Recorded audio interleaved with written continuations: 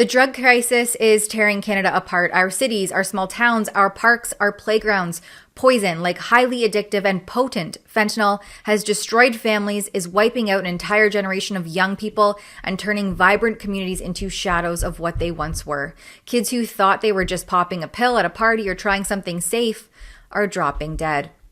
Toddlers are dying after accidental exposure. Parents are finding their sons and daughters cold in their bedrooms. Over 55,000 opioid toxicity deaths since 2016, with fentanyl and other synthetics driving the majority. And in all of this, where exactly is Canada's well-paid fentanyl czar, Kevin Brosseau, as the body count keeps climbing? Let's dig in. Small amounts can kill. And so we are working anything we find back with our RCMP and law enforcement partners and with our American counterparts. But I just want to say, every day the officers of CBSA are looking for fentanyl, they're looking for drugs, they're looking for firearms and contraband. So this is a continuation of that excellent work. This is a national security and a public safety crisis. We should be focused on eliminating the scourge that is fentanyl in this country and in the United States. Canada tried progressive solutions. In fact, the Liberals funneled over $1 billion of your tax dollars to the Canadian Drug and Substance Use Strategy that advocated for harm reduction by providing things like so-called safe consumption sites and handed out drug paraphernalia like Halloween candy. But as I've shown in previous reports, this is just an oxymoronic named strategy that instead proliferated death, despair, and suffering. Decriminalization experiments in places like British Columbia, safe supply, and looking the other way on open-air drug use brought us exactly here. More chaos, more open drug use in public, more decay on our streets, and a zero dent in the death rate.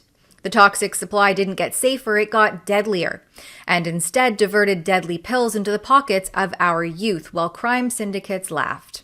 Our society is rotting from the inside while politicians pat themselves on the back for apparently being compassionate and stopping the death toll.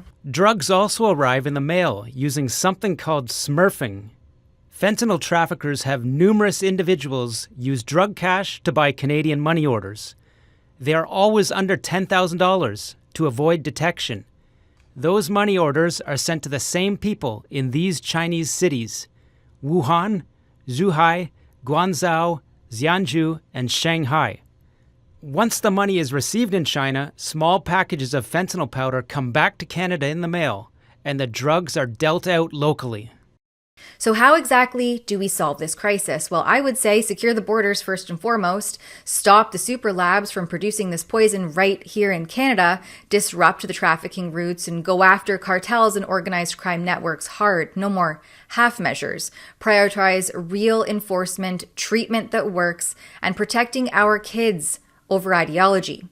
You see, back in early 2025, Justin Trudeau appointed former RCMP and Deputy National Security and Intelligence Advisor Kevin Brosseau as Canada's fentanyl czar, and he had big promises.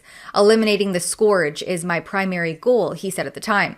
He toured the border, admitted the problem was bigger than he expected, and then silence. It's been months and months of crickets while Canadian families keep burying their children. Yeah, thank you, Minister. The two key elements of my mandate. First is to ensure integration and collaboration, and I think we just heard two examples actually about how the integration is happening both from the CBSA and the RCMP and a number of policing partners from across Canada. The second part is to work with American officials, American enforcement counterparts, to be able to drive that action between the agencies, between Canada and the U.S., obviously, because we care about, as the Minister said, ensuring a strong border, continuing that strong border, as well as the safety of our communities. So it's great to be here. We have a full day of meetings today. We'll be going to those now. So where is Brosseau and what happened to the plan? Instead of hammering the super labs popping up across Canada or choking off more of the precursor chemicals flooding in through Vancouver Port, Brosseau flew to China, begging Beijing for their cooperation. While our own borders leak and domestic production holds steady, it seems this czar is doing the bare minimum, perhaps confirming the criticism that his role was just for political posturing with the Americans. Because looking to the source country for help as Carney also cozies up to the Chinese Communist Party for coordinated security instead of destroying the labs here first, well, it's not a good look. And get this, while Brosseau has been largely MIA on results, the Americans are stepping up. The DEA is opening 2 new offices in Canada by 2027 because they're, quote, keeping an eye, unquote, on us. Coming into the Port of Vancouver, coming into Canada, and the Canadians, with the Mexican cartels in country, have started producing and manufacturing fentanyl in Canada. In the last 2 months, there's been significant seizures of fentanyl in Canada. It's something that everybody at this table is worried about. We continue to keep the pressure on China, on India, continue to target the leadership in the cartels, but very conscious of what's going on the northern border as well.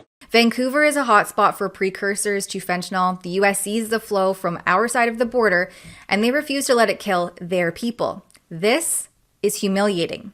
Our southern neighbors are doing more to protect their kids here in Canada than Ottawa is doing for ours. Yet Brosseau still gets paid. He's pulling in somewhere between $285,000 to $335,000 plus a year for the fentanyl file, which, by the way, became a part-time gig in March of this year, when he was quietly also handed Senior Associate Deputy Minister of National Defence and Commissioner of the Canadian Coast Guard, on top of all of it. Multiple 6-figure roles, full-time Ottawa insider. Recent travel expenses include an $11,500 jaunt to Austria in March to partake in an event at the United Nations 69th session of the Commission on Narcotic Drugs.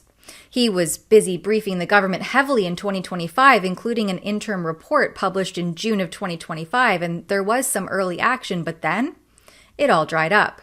More and more, the scourge of fentanyl has become a personal story for every Canadian. On Mother's Day morning, May the 14th, and found that he'd passed away in the early morning hours. I knew CPR, I know the 911 process.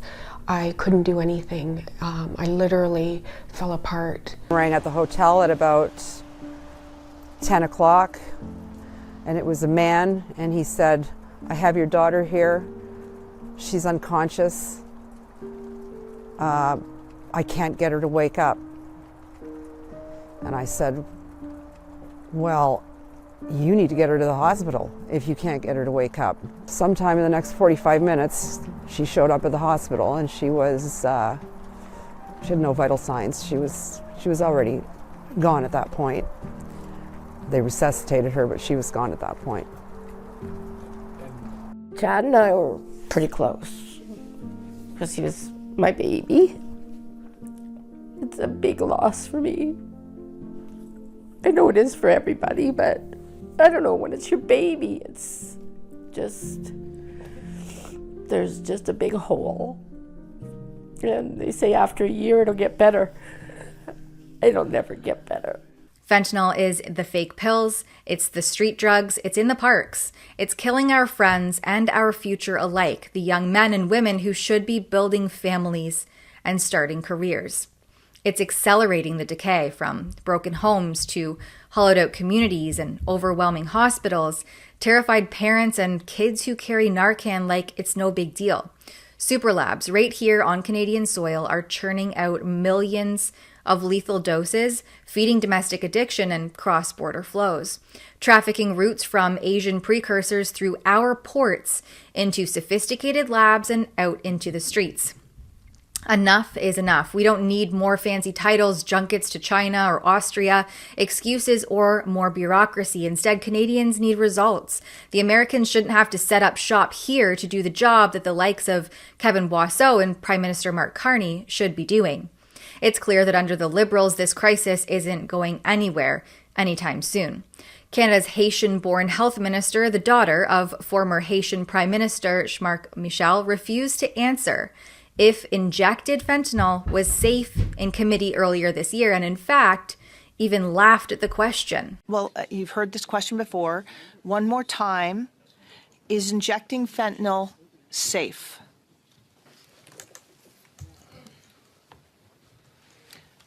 Yes or no? I Just yes or already no. answered Oui ou no? That we have to look into everything. There's no one size fits all in the drug. So sometimes it is safe and sometimes it isn't?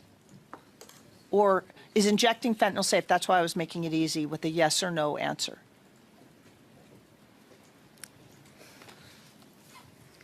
It's actually not really very funny because so many people have died. Well, at yes, these and also injection sites. this is what science shows also, and this is why those sites were open at a point, and this is why provinces and territories are asking for the exemption that you don't like, And looking to it's you as a leader.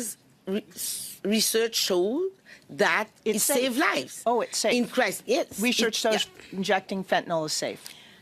Is that what you said? I am talking about the safe consumption sites. I'm not talking specifically on the fentanyl. Okay.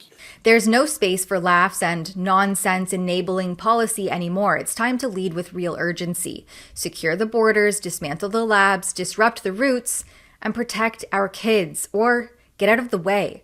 Because the Americans shouldn't have to come north to do the job that this government is making a pretty penny to laugh about and turn a blind eye. For Rebel News, I'm Tamara Ugolini. We've been documenting the decay, the disorder, the disarray plaguing Canadian city streets for years at fixourcities.com. To see more of our coverage and support this file, please head to that website, fixourcities.com.